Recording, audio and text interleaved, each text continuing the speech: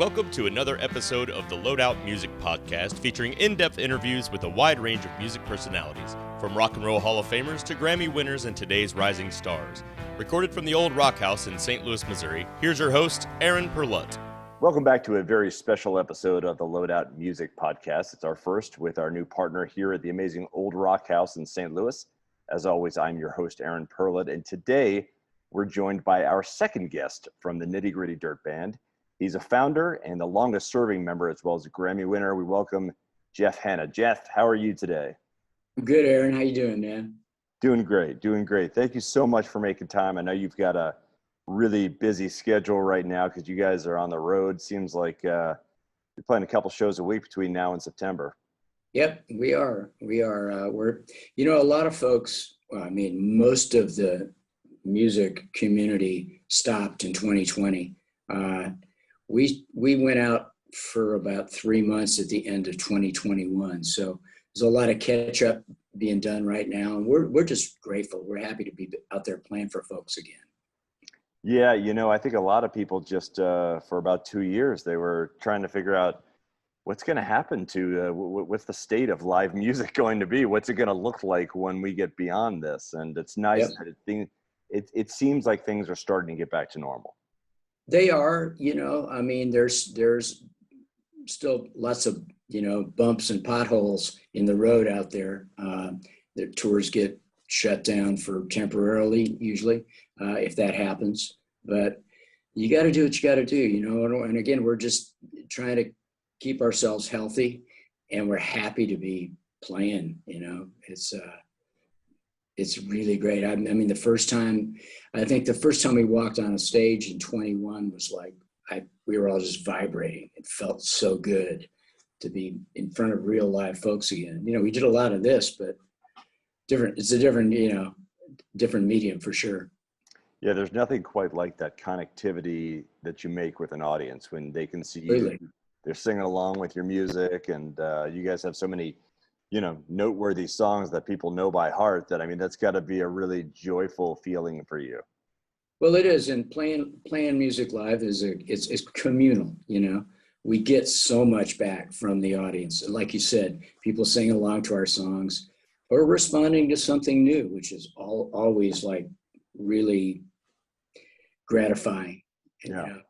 You want to change it up some, especially if you've been doing it as long as we have. So. Yeah, and that's a great segue into I want to flip back to kind of the beginning of your career. I know, you're originally from Detroit, right. And in the early 60s you moved out to California, and that's ultimately where you started, which was initially kind of a jug band that became the Nitty Gritty Dirt Band. What drew you to move to California originally? Well, my dad, I wasn't really. These moves were all because my family moved there. I didn't put up my thumb and go. When like you mentioned, I was born in Detroit. When I was a little kid, we moved to Phoenix, Arizona. Lived there for a few years. My dad was in the aerospace business. Ultimately, he was trained as an aeronautical engineer. He started in the aircraft business. Then later, as the technology changed, we moved to Colorado for a couple of years, from Colorado to California. So I went to high school in Long Beach, California. And my dad was, at that point, working for North American Aircraft, working on the space program, which was really cool. But, it was kind of like being an Army brat. I got a lot of friends that were raised in military families, so a lot of bouncing around. Don't get used to that school. But I'm glad we moved to California, because that's, I wouldn't change a thing. It's things, your fate, that road, they're so strange. If this didn't happen, it's like that butterfly effect. If you change this one thing, all of your life changes. First day I went to high school in Long Beach, Jordan High School, I met Bruce Kunkel, who ultimately became a founding member as well of our band. But we had a high school jug band called the Illegitimate Jug Band. And we were not professionals. We played a few shows, a few gigs. It was just a lot of fun. It was music we loved because we came out of folk music. We were folk music guys. We loved all their traditional stuff. Doc Watson, Lester Flatt and Earl Scruggs, the Jim Queskin Jug Band, who was a great band from Cambridge, Massachusetts. They were our idols. So when we graduated from high school, I went to a community college, Long Beach City College, and I met a bunch of guys that hung out at this guitar shop in Long Beach called McCabe's. And that was Les Thompson and Ralph Barr and Jimmy Fadden. John McEwen actually hung out there as well, but he was not yet in our band. Right. When we started, it was myself and Jimmy. Jimmy, by the way, Fadden, who's our drummer, harmonica player, has been there the whole ride in this band. So I should point that out. He's a long hauler as well. So we were just kind of cutting classes, avoiding school.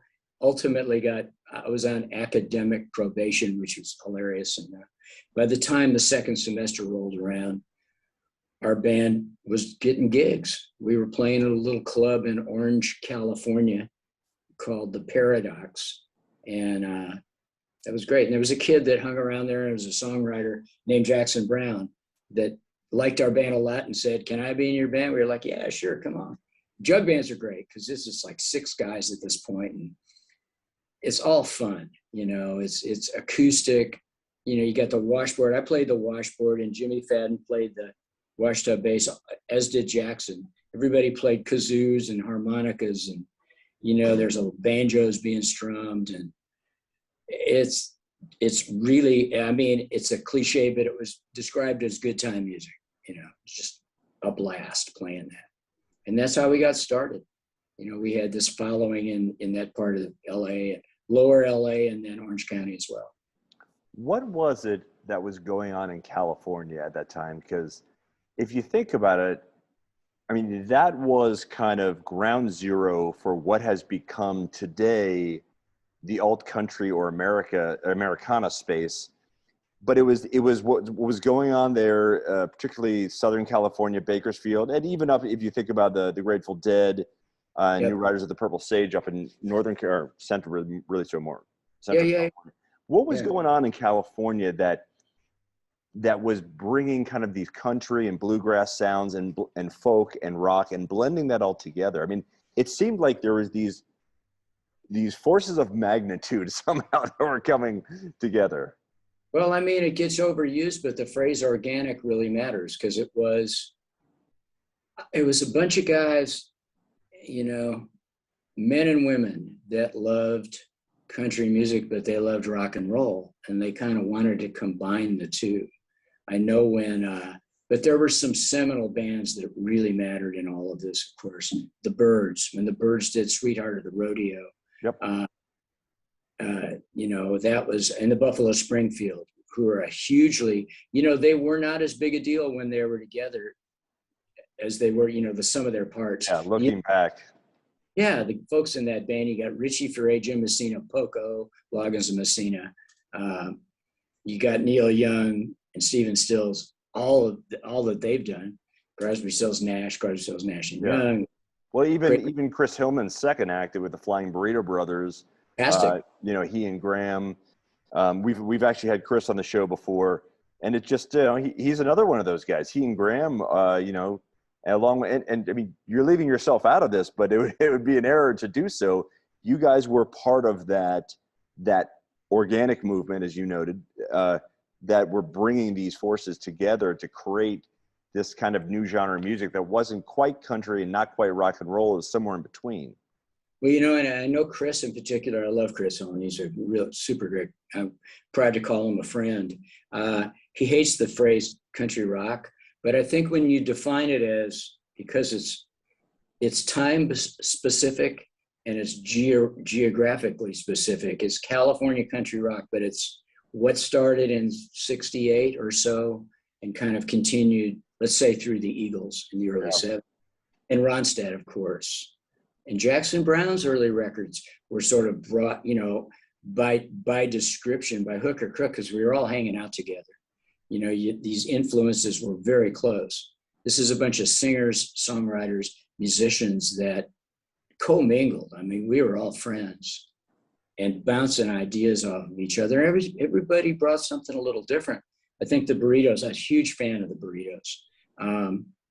They had a really deep traditional bent, the way Graham and Chris wrote together and sang together. Poco was almost, I mean, I could almost hear some sort of Beatles in their music. Their harmony sense was really terrific, and maybe a little less traditional country. Mm-hmm. Both bands had great pedal steel guitar players. We didn't have a steel guitar, but we had Jimmy Fadden's harmonica and John McEwen's multiple, instrumental input, 5-string banjo, fiddle, mandolin, and we all played guitar as well. At that point, 3 of us actually played drums. Yeah, don't you play like 5 different instruments or something like that? Well, if you can't, guitar, 12-string guitar, sorry. They're all tuned the same. I play mandolin guitar, and I play drums, and I play a little bit of bass. We all do a little bit, we know just enough to be dangerous, as they say.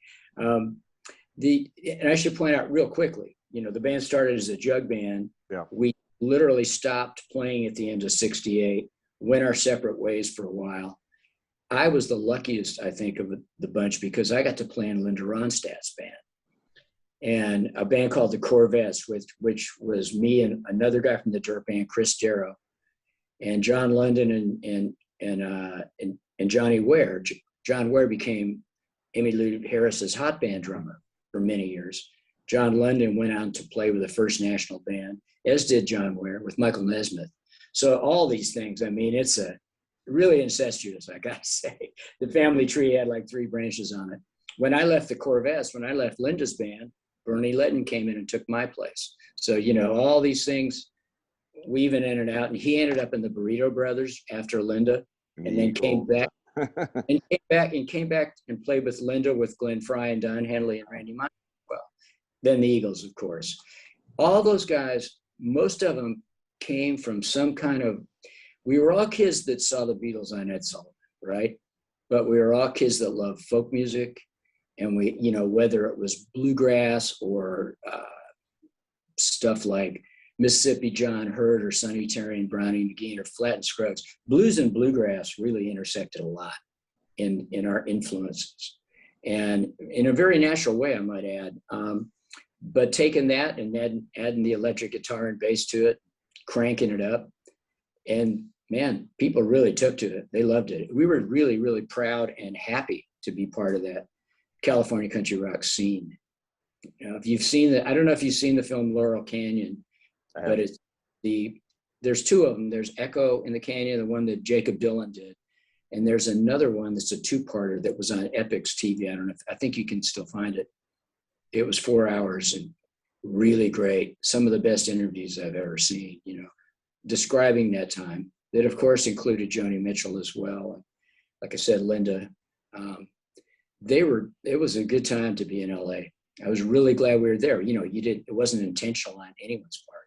It's like, man, this is what's happened. It's great. It's fun.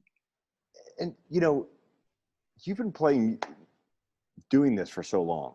I mean, half a century. And yeah. you mentioned Linda Ronstadt, but you've also gotten to play with, Patti Loveless and Emmylou Harris and the Chieftains, and you mentioned Earl Scruggs and Johnny Cash and June Carter Cash, and kind of the list goes on.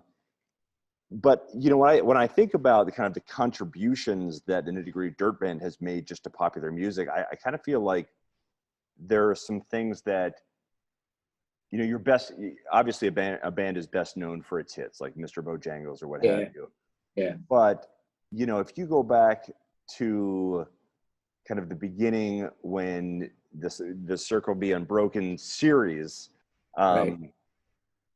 It was a pretty remarkable thing you guys did. I mean, I was just lucky to be. I felt like I think most of us just felt like, how lucky are we that we're getting to make a record, and ultimately records with people that when we did Circle One, we were the kids, right? Our slightly next generation up, folks like Doc Watson or Earl Scruggs, Maybelle Carter, Roy Acuff, Jimmy Martin, Merle Travis, brilliant. And some of the folks that Earl and Louis Scruggs brought into the sessions, Junior Husky and Vassar Clements, legendary fiddle player. We were like, okay, let me get this right. We're going to get to meet these folks. Number one, that's really great. Number two, we're going to get to make a record with them. So it was a heady experience, and it was very quick. The record was recorded with inside of a week. All of it was live. It was great. And we kind of resisted the urge to do another one. We waited, what was it? 72 to 89, 17 years. Yeah. To do the next one. And then another long break before we did the third volume. We didn't want it to become something that we just popped out. But I'm glad we did both those other records. But the first one obviously has a special place for all of us. Yeah, and it's to me, it's very reminiscent of the band's Last Waltz. It's got kind of a similar kind of feel where the band was playing with all these, these guests that were coming on stage, and obviously that was filmed to be a documentary, but it's got that same kind of connection where you guys are connecting with these different artists, right, and doing, and making some really interesting art together, and it's been one of the band's great contributions to popular music over the last 50, 60 years. Well, I appreciate that. It was a communal project, obviously. The collaboration was key to all of it. It wasn't like a dirt band day job record, I should say.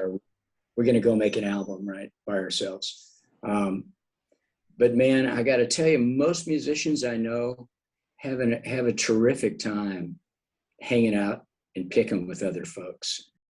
One of the things that was really fun about the Circle record is that we kind of let people in on the stuff that we would do backstage or on somebody's back porch somewhere, or living room, where you're just swapping songs and picking together and playing with folks that you don't, play with and travel with all the time. So that was special in that sense as well. And those folks were so gracious. They always say, don't ever meet your idols. You'll have your bubble burst. Yeah. They were so coolest people ever. So, you've had this, the band has had a very unique trajectory over the years, and it's to a degree, you guys have always been kind of just under the radar. And I've always felt, and I mentioned this to John, that I think the Nitty Gritty Dirt Band has been one of the more underappreciated bands, that you haven't gotten the due that the band really deserves in terms of your contribution to popular music. Do you feel like that's been the case, or do you feel like you've gotten the recognition for what you guys have done? And I realize, you always, every band has a revolving cast of characters, especially one that's been together as long as you guys have. But do you feel like you haven't gotten the kind of recognition that really you should? And I know it's hard to say for an artist, it's like, oh yeah, we should have. Oh, that sounded like some bitter old guy. Yeah. Yeah. I'm just trying to set you up here and make you look terrible. That's like, I think about it, and somebody asked me that question a few days ago, and I was like, what, doesn't it sound whiny to be able to do a job that you love your entire adult life? It's like, I'm grateful for that. It would be, I think, I think our band has made its mark, and I think most people are aware of that and appreciate it. And we're incredibly humbled by the fact that we've gotten to do this, and the people still show up to our concerts and listen to our music. It's like getting to do, we get paid for doing this. Pretty great. Yeah. And some of the, the accolades along the way, CMA Award, IBMA Award, multiple Grammys. That's pretty nice. Your peers give you that stuff. So it's not like we've been overlooked. If other folks want to say that, I'm okay with that. Yeah. I kind of equated to a guy like Ray Wylie Hubbard. Ray's one of my absolute songwriting heroes. Mine too. I love it. And he's such a unique lyricist, but he's not someone who the general music consumer that his name rolls right off the tongue. However, he's a musician's musician. If you play music, especially in country, rock, folk, in that pocket, blues that have come together to form this country rock space, you know who Ray Wiley is. And I kind of feel like you guys are a band like that you are a musician's band, that people who know music know who you guys are, and they understand the contribution you've made to popular music. I'm totally flattered by what you just said, because I love Ray Wiley. No, I'm so happy to be sharing the bench with Ray. I mean, another band that comes to mind is Little Feat, one of the most appreciated bands of all time. No question. I had Bill Payne on the show a couple weeks ago, and we were talking about that. And I think Billy's a great cat. Well, really, and I think even Bill is one of probably the 5 greatest rock pianists ever, and I think that even Bill is like you, he doesn't want to bitch and moan about what they're not going to get, but I think probably he wonders, what does Little Feat have to do to get in the Rock Hall of Fame? I mean, you're going to put Duran in, but not Little Feat. I mean, Little Feat. There's so many bands that have made themselves after Little Feat. Well, you and I aren't calling the shots. Yeah, but, I know I'm not. No, and honestly, I mean the direct, and I know Bonnie wouldn't mind saying this, but Lowell George, his slide style, Bonnie did a great job of taking that influence and making it her own, I might add. But such an influence, my goodness! And as a writer and as a singer, it's good. And all those guys. I mean, that rhythm section, the original band, and in the current lineup, by the way, holy cow! We just did a series of dates with them down in Jamaica at the Little Feat band camp, they called it. God, that was fun. They were so great, and they're doing this Waiting for Columbus anniversary tour. Yeah, they played Ryman Auditorium, and I got to sit in with them on a couple of tunes. But my goodness, Scott Sherrard is a great guitar player and a really fine singer. And they got Fred Tackett, and they got Sam Clayton's Kenny Gradney, yep, and Bill. And Tony Leone, who plays drums, who's just amazing. I mean, they're really stout. They do a great job, I think, of honoring the legacy and the songbook of that band. Yeah, a lot of people kind of rediscovered Little Feat in '87 when Craig Fuller joined the band, and they put out that Let It Roll record, and it became their first kind of mainstream hit. And all of a sudden, people were going back and discovering songs like Willin' and Fat Man in the Bathtub. And but you're right. I mean, there is a good parallel there with you guys in terms of a band that has, to a degree, flown under the radar with popular music, but any musician worth their salt, they know who Little Feat is, they know who the Nitty Gritty Dirt Band is, they know who Ray Wiley Hubbard is. Right, absolutely. Well, I'm so happy to be in that crowd. That's a club I want to belong to. Thank you very much. I appreciate it. I think that I love that. I'm glad you mentioned that. I think that era that Craig was in the band was terrific. I'm a huge fan of Craig Fuller's, and I didn't know what to expect when I heard that he was joining up, and I just thought those records were beautiful that they made with Craig. Yeah. Paul Barrere was a great musician as well. We can't. It always goes to Lowell, but I think Paul's contributions and Billy's contributions. Richie Hayward was one of the greatest. He had the second line New Orleans thing that he did on drums. It's those are big shoes. But like I said, Tony, the guy that's playing drums with him now, is just fantastic. Well, and very much like you guys, what Bill felt that had kept them consistent throughout the years was their commitment to musicianship. Yeah. And you guys are in a similar position. I know your son, who's a pretty darn good musician himself, Jamie, I believe, is now playing with you and part of the band, and part of 3 new members that are with the band. And it seems like you guys have always done a nice job of, again, as these revolving parts go, and any band does this, has been together as long as you have, you've been able to bring in musicians that are to the same level that you've always maintained since your formation, really. Well, in some cases better, because Jamie's a much better guitar player than I am.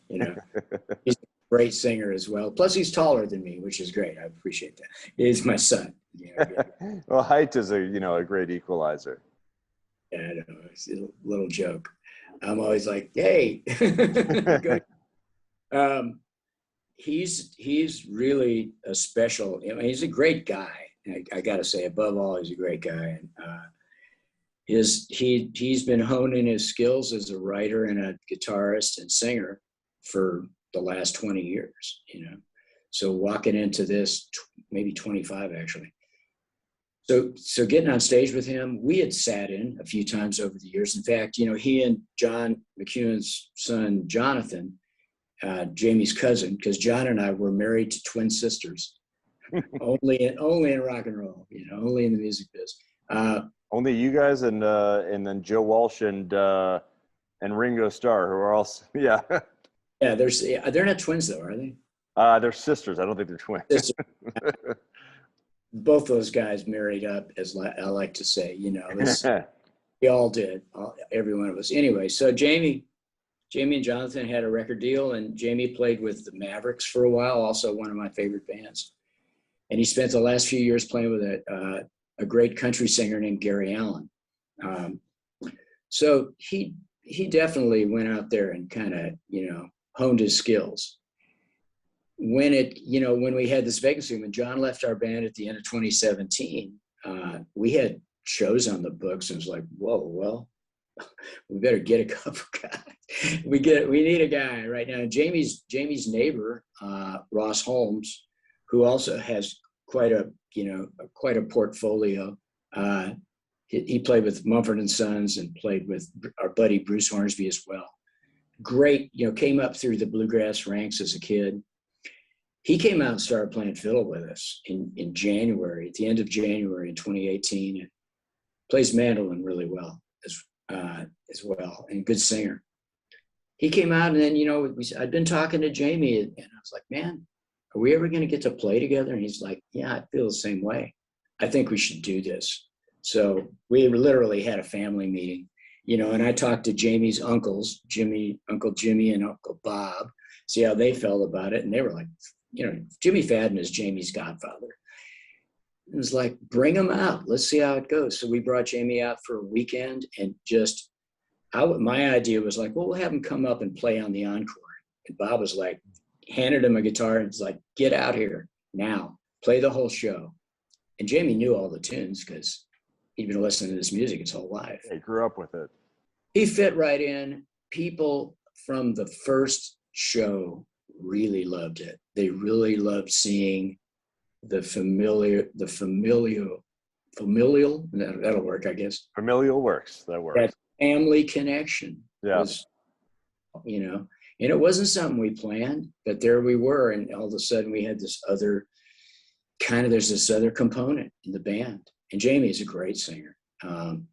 So Bob and me and Jim Photoglow, I can't leave Jim out of the story, who started playing when we hit our 50th anniversary back in 2016. Jim came out and started playing electric bass with us. He's a great songwriter.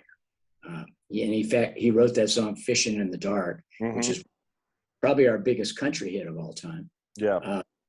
I think it's the most streamed song by our band now, period, including Mr. Bojangles. It's the biggest. He's terrific. I mean, he was playing bass with Dan Fogelberg for several years, Carole King. And I mean, he's got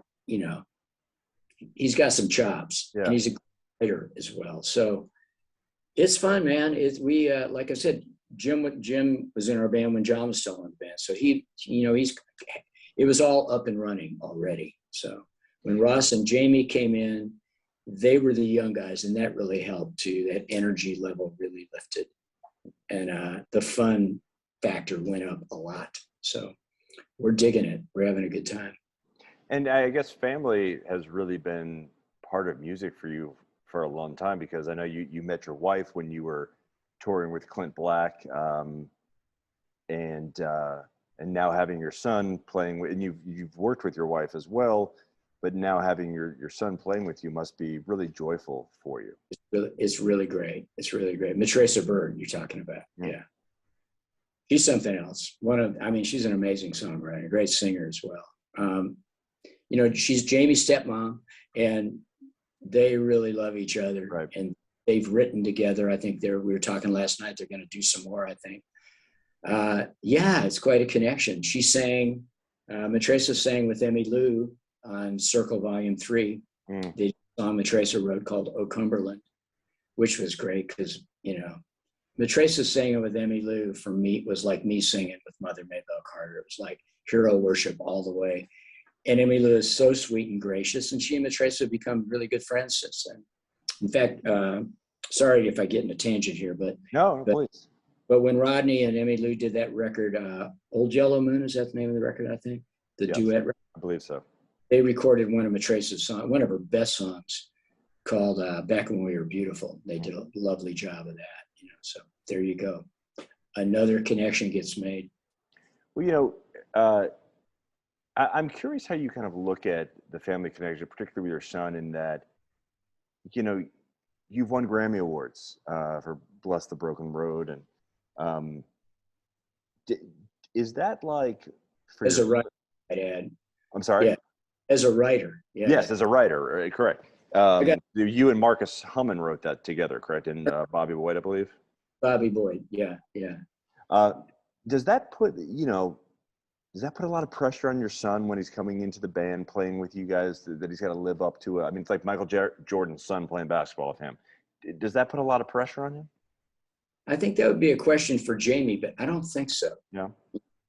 I think that his priorities, honestly, as much as he loves his art, his music, his guitar playing, it's his family, it's his wife and kids.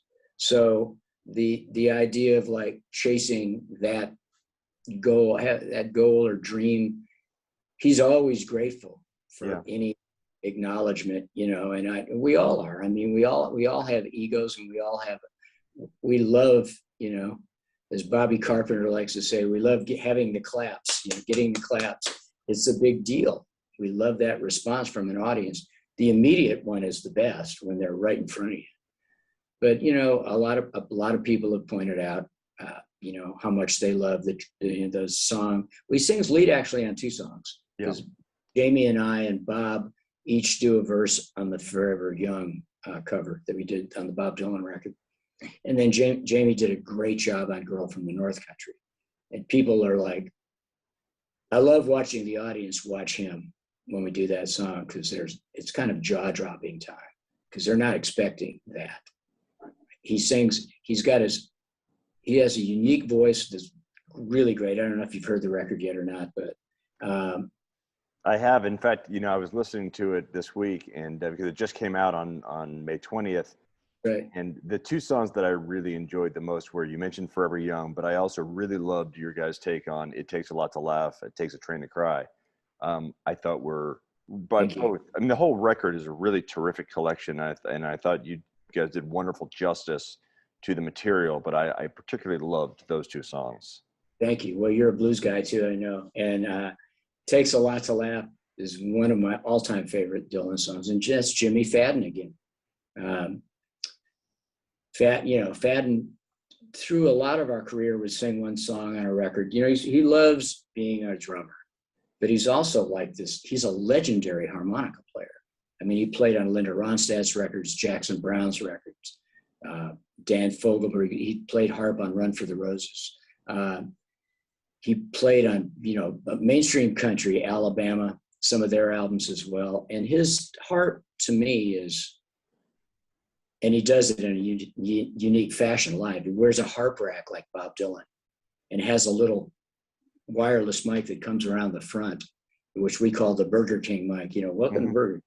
And it's great. He's playing drums and playing harp. On Takes a Lot to Laugh, Jamie, this is like passing along the family tradition. I played drums back in the day. Jamie is a really good drummer. So Jamie walked back to the drum stool in the studio on that one. He's playing drums on that. So it's Jamie on drums, Jimmy on harp, and I played slide guitar, and Ross on mandolin, Bob on B3, Jim on bass. But that song really suited Jimmy's take. He's got a little bit of Levon in there, in his approach. Who is his hero, I might add. Levon, another one of those guys that we never thought we'd ever meet, much less record with. But he came in and played on Circle 2. We did a lot of shows over the years with him. Terrific. One of the best ever. Yeah, he was pretty remarkable. And he ended up being a really great producer, too. He did some work with the Black Crowes and on one of their last newer albums before his death a few years ago in his studio up in New York. Yep. What was the impetus behind diving into the Dylan catalog for the Dirt Does Dylan? Why not just do, knowing musicians, I know me, I sit around and I've got a new idea for a song every day. I'm sure you guys do too. Plus, you've got different members of your band. They've all got different songs. Why dive into Dylan? Because we felt it was a level playing field, rather than pitching each other songs. That was part of it. And it was we knew we loved these songs already. And we had never done, honestly, a typical Dirt Band album, we would write, let's say, around 70% of the record. Sometimes it was 100%, sometimes it was 60%. Always loved covers. Not like famous covers, but like song outside material. We recorded a bunch of Matrace's songs, for example. But the Dylan thing was like, wow, there's this catalog, hundreds of songs that we love, and it covers all kinds of music. If you want to go to this musical place, like Takes a Lot to Laugh, blues. If you want to go country, like Tonight I'll Be Staying Here With You. You want to go jug band, like Country Pie. You want to go sort of Celtic, you got, Girl from the North Country. All these influences that exist in our band, it's like, there it is. It's Bob Dylan. So we bonded with the idea immediately. We loved the idea. And we hadn't made a record yet with this lineup. Yeah. So at the end of 2019, we started talking about songs, and we had kind of a long, about 80 tunes, I think, that we were kicking around. This, again, once again, out of hundreds. You could do 5 albums of Bob Dylan's and just be scratching the surface. But I hurt my leg really bad. It's so stupid. I don't want to go into the details, but I was in a walking boot for 3 months and I couldn't go in the studio. So we delayed. We were going to do it at the end of 19 or the beginning of 20. And then finally we settled on March of 20. Bad timing, right? So we finally got in the studio. I think it was March 5th or 6th with I got to point out Ray Kennedy, legendary producer. And I know you're a fan of Steve Earles and a fan of Lucinda Williams. Those are all records that Ray made with them. Car Wheels on a Gravel Road, holy cow, and all of them. Ray's working on, he just did the Jerry Jeff project with Steve up in New York, and he's in the middle of a new Lucinda record right now. But he's the coolest cat, and he and I have been friends since the 80s, and had always talked about, man, it would be great to do some stuff together. And when we started talking about the Dylan thing, one of our managers, Ken Levitan, said, well, how do you feel about Ray Kennedy? I'm like, I love the guy. So we reconnected, and it was like, let's do it. So we set the date, early March. Got in the studio, cut like, I don't know. By the time we got to the studio, by the way, we had whittled the song list down to about 30 songs.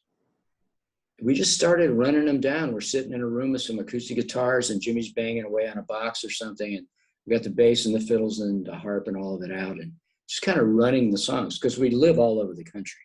Well, 4 of us live in Nashville, but one in LA and one in California. I'm sorry, one in LA, one in California, one in Florida as well. So we hadn't really sat in a room and run the songs. And the stuff that worked, we kept. And the stuff that didn't, we didn't. We wouldn't even bother cutting a track if it just didn't feel right. Yeah. So we narrowed it down to, I think, around 12 songs. And then in the final analysis, we had it down to 8. Then the curtain came down. And we stopped everything. You know, we played 2 shows, our first and last show, back-to-back nights for 2020, March 11th and 12th. Got off the bus, you know, country shut down 2 days later. Ray locked his studio up. That was it. He didn't go back in the studio till late summer with Lucinda, and they started doing some of these Lou's jukebox records and stuff. And he called me up and he said, you know, I feel pretty good about going in the studio, you know, if we're all careful. And, you know, I'm like, okay, cool. So we got back in the fall, and someone suggested that we finish Times Are Changing, which was the very last song that we recorded when we did the initial sessions in March. And from the jump, I'd always thought it's going to be a multi-artist tune. It's going to be something that we do with, you know, bringing in our friends to trade off verses. It's a natural. First guy I called was Jason Isbell, who's been a friend of mine for the last 10 years or so. I'm such a huge fan of his. I think the first song of his that I heard in a room, I was sitting next to him at a guitar pull at a singer-songwriter night at the Bluebird Cafe several years ago, and it was Alabama Pines, which is like ridiculous, gorgeous tune. Then he started playing, and I was like, oh crap, he's a really great guitar player too. I wasn't a drive-by fan at that point. Wasn't familiar with the drive-by truckers. I am now, but I knew that he had been in that band, and then of course started the 400 unit. So we became pals. We geeked out over, I don't know, we started bonding. We both are guitar collectors, and we got into that crazy, that world, which is really fun and really geeky. And I called him up and I said, man, you know, how would you feel about, you know, we're working on this record of Dylan songs. We're going to do Times Are Changing. How would you like to come in and sing? He said, what verse? And I said, we're thinking the second verse. And he went, great. I said, you cool with that? He said, yeah, they're all great. It's Times Are Changing, right? So he came in, and the Warren Treaty, Michael Trotter Jr. and Tanya Trotter, who are amazing. They're amazing people. They're unbelievable. They're so underrated, and not enough people know who they are. They are a remarkable band. That's all about to change, I think. And they've had some great tour opportunities. You know, they went out and opened for John Legend this last year. They just signed with Capitol, with Universal Music Group here just a couple of weeks ago. And I think the world's going to really be super aware of those folks real soon. But Emmylou Harris introduced us back in 2018 at the Telluride Bluegrass Festival. And we became friends right away. They're really easy to know, as they say, you know, really just very welcoming as human beings. And I said, we're doing this thing. And they said, who's on it? And I said, well, you know, we have Jason Isbell right now. Yeah. And they're also, we love you guys. What do you want us to do? Why don't you just sing the fourth verse? They came in and knocked it out in, you know, half an hour, I think it was. Had the best time. So Jason and Warren Treaty did their session on the same day, sometime, I think October maybe, of 20, October of 20. This is before the band started touring again. And called up Roseanne Cash, got Roseanne in. She was great, except for she wasn't traveling like a lot of folks. So she recorded her vocal in the studio that her and her husband, the uber talented producer guitarist John Leventhal, they graciously recorded her vocals up there in New York. So the final piece of the puzzle was, and I should add that my wife, Matresa, came in and sang harmony to Roseanne on that verse, and played the Bob Dylan style harp on that is Matresa as well, because Jimmy was in Florida. So oh, wow. I said, are you cool if Matresa plays harp on this? And he's like, one of the great harp players. He said, of course, she's family, man, and she's a good harp player. So then the final piece of the puzzle was Steve Earle, and Ray was up, and we've known Steve a long time. And again, he just jumped right in. Ray was up in New York doing another record with Steve and at Electric Lady Studios, and got Steve Earle's vocal on that, the last, the fifth verse, because we repeat the first verse. And that was it. We came in January and mixed it, put it together, and actually released it as a single. I think it was in mid-February of 21. which seemed very timely, and still, it always feels timely. Yeah. Yeah. It's timeless and timely. How many people write a song that still holds up, that many years later, 60 years? Crazy. Remarkable. Well, it's a great collection. And Jeff Hanna from the Nitty Gritty Dirt Band, we thank you so much for being with us here today on the Loadout Music Podcast. It has been a real treat. I know you've got a busy schedule, as I mentioned earlier, from April to I think mid to late September. You guys are on the road and have a very busy schedule. So appreciate you taking a few minutes out and talking to us today on the Loadout Music Podcast. Thank you, Aaron. Real pleasure, man. Appreciate it. Thank you so much.